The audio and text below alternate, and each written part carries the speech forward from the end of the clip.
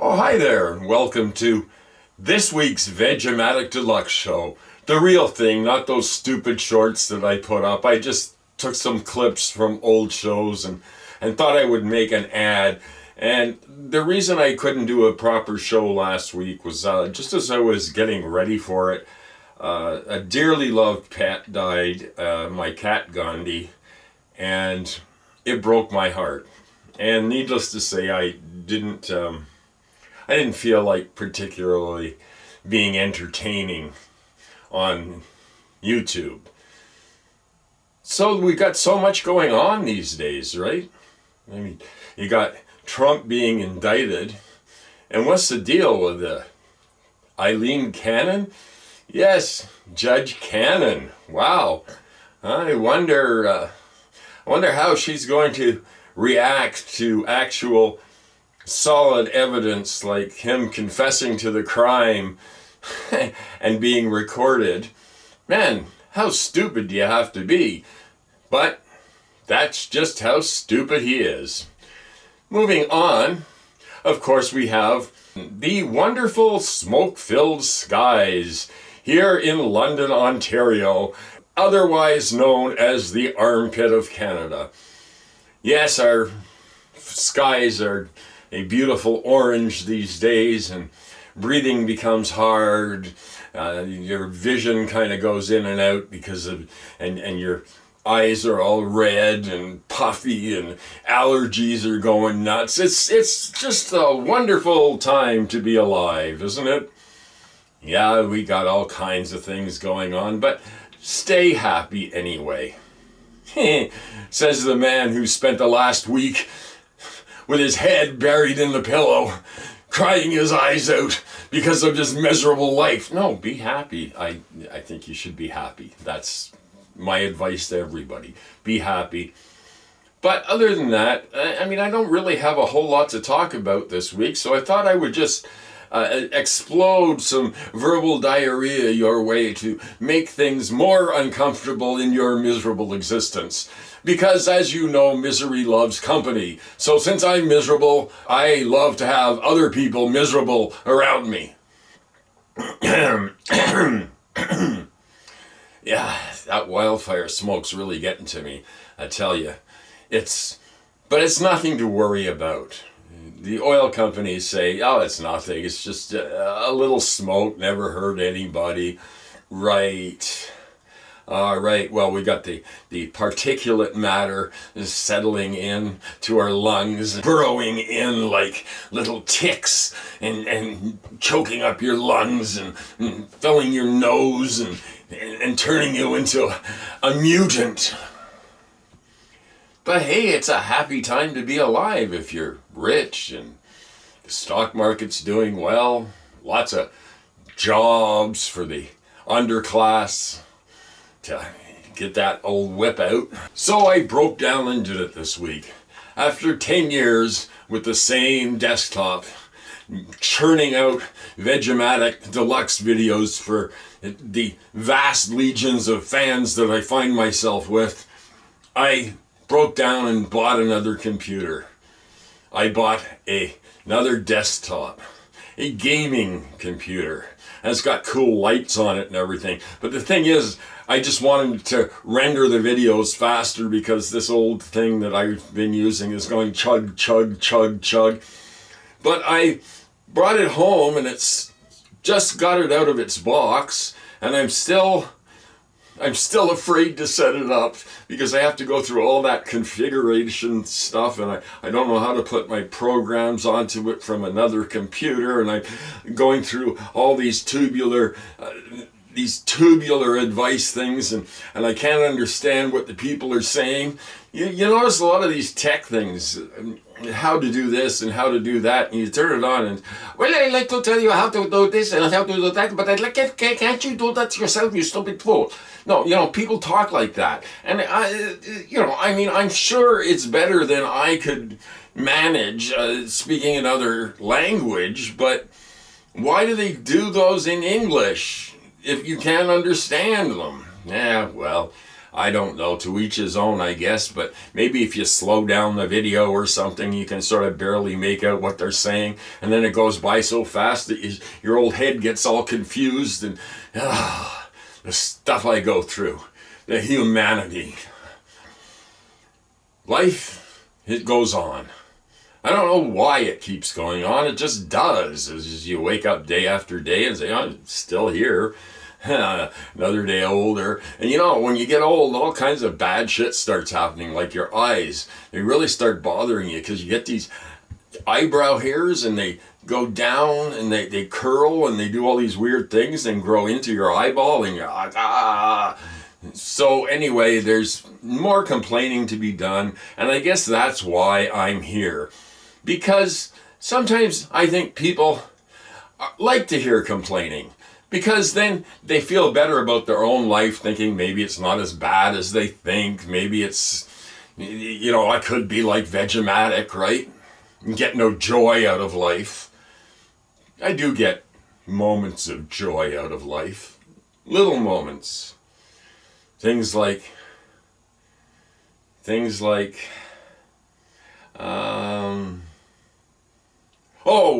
maybe, no. Well, I advise everybody to get a little joy in their life.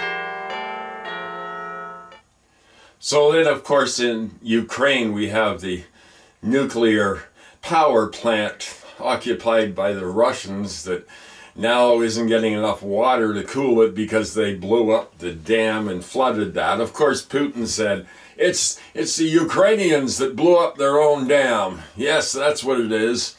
They just wanted to make Russia look bad. As if anybody could make Russia look any worse. It's funny how humans tend to deny death, deny that death will ever be a thing, because it's too frightening. And if you really think about it, it shouldn't be frightening, but we're all afraid of death. And I think there's a reason for that. I think it's because for anybody that thinks it's lights out, maybe there's a little bit of doubt that it isn't lights out. And having had some near-death experiences, I can tell you that for me, it wasn't lights out. It was scary as hell.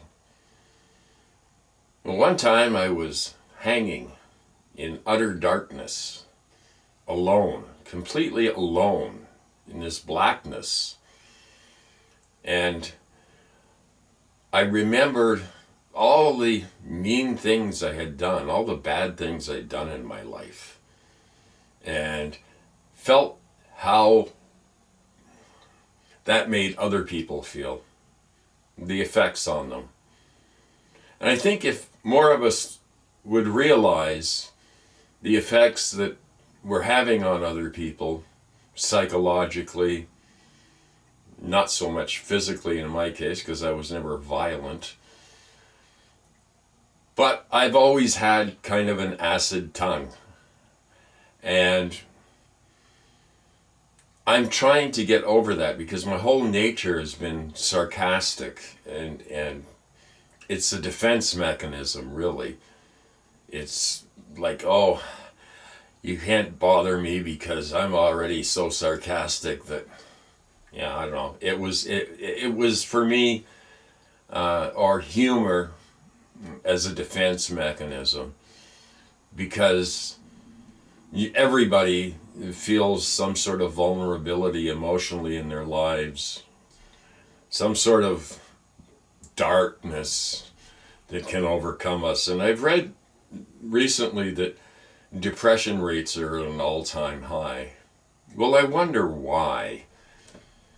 It's just that the world that we knew is passing away into some kind of dystopian nightmare, complete with orange skies and burning cities and floods and poles melting, and the earth will never be the same again because we have made a complete mess of everything. And we made a complete mess of everything by placing our priorities on the wrong things. Or by the whole advertising phenomena that started in the 20th century and just accelerated and accelerated to the point now where your ads follow you around. And the only message that you get is to consume, because you will be a better person if you consume. If you have the latest gadget, the latest trinket, the best car, the nicest house, that's what living is really all about. And of course it's bullshit, and everybody knows in one sense that it's bullshit, but in another, they're kind of seduced by it. And material things will never bring any sort of real happiness or joy into your life. I've known enough miserable rich people in my time to know that that's not the answer. So what is the answer? I think it lies in being kind to others, being kind to animals, to alleviate as much suffering as you can in the world. Because we all do things that are mean, and we all do things that probably in anger, I've done things in anger that I just regret, of course. Everybody, I don't know if everybody, but I've certainly done things in anger without thinking it through, and it's always a bad decision. I think we just need to consider other people more, to put aside all this selfishness that is the hallmark of Western civilization, that's killing the planet, that's killing us, that's causing all kinds of mental and physical infirmities in people. But how? How do we escape this system that's been foisted upon us? Well, I have to have a car. I can't get around if I don't have a car. I can't. Am I happy about it? No. I would rather have pods that ran on tracks that stopped at my house and picked me up. Sure, that would be great. But we don't have those things. We don't have any of that, because rather than thinking about societal benefit, the good things that can be done by government, instead it's cater to the rich. There's this battery plant opening up in Windsor, which is not far from here, really across the border from Michigan. It's, 100 miles that way. The company Stellantis stopped construction on this project for making electric car batteries because they weren't getting enough subsidies from the government, because the US government was offering better subsidies to build this thing. And since when is it free market capitalism when the government gives subsidies to private corporations and it becomes a bidding war in order to purchase jobs for people? Jobs. Yeah, but we don't reduce the hours worked. All this technology and productivity's gone through the roof.